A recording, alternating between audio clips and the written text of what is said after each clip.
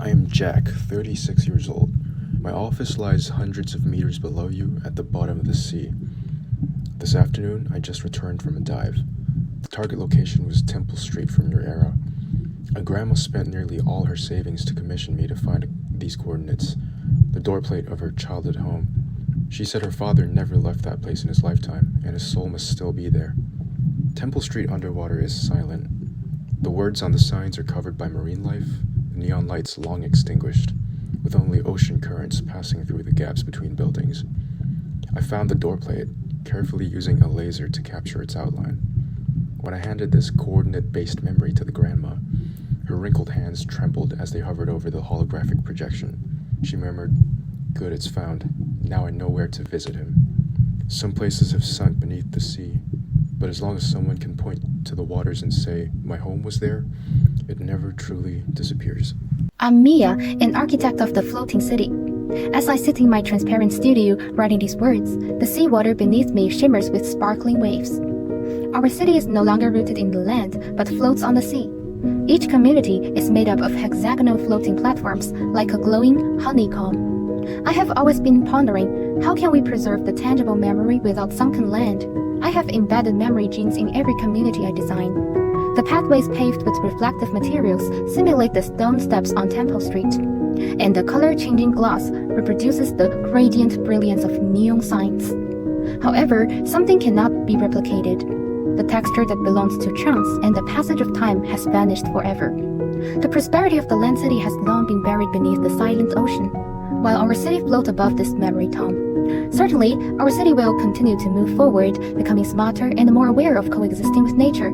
But if this letter reaches you, please walk those solid streets once more for us and experience more of the hustle and bustle of human life. I am Cook Long, 55 years old, standing in my nostalgic tea cafe in the Look North Point district of our floating city.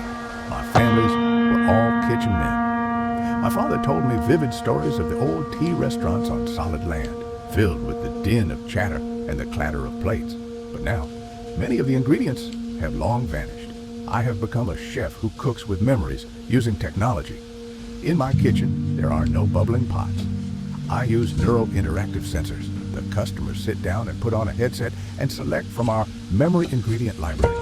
A data packet like 1970s street corner curry aroma. I am not creating illusions. I carefully weave a real dream from our collective memories. Some regular customers tell me, "Cook Long, this is the very taste from when my mother took me to the tea restaurant downstairs."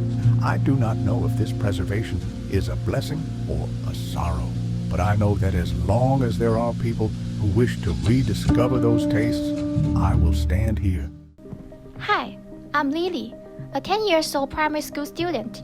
I arrived as the land departed.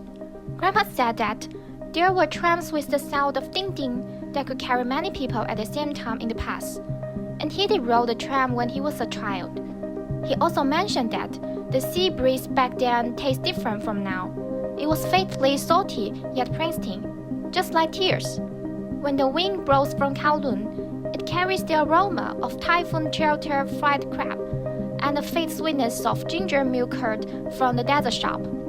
When Grandpa said this, I closed my eyes and took a deep breath, but I could only smell the monotonous, strong salty taste mixed with the scent of diesel and menthol. Grandpa said, "Our roots lies in the land beneath your feet." I have imagined countless times. I can keep running forward on the solid land, and at the end of the road, there's a tram waiting for me.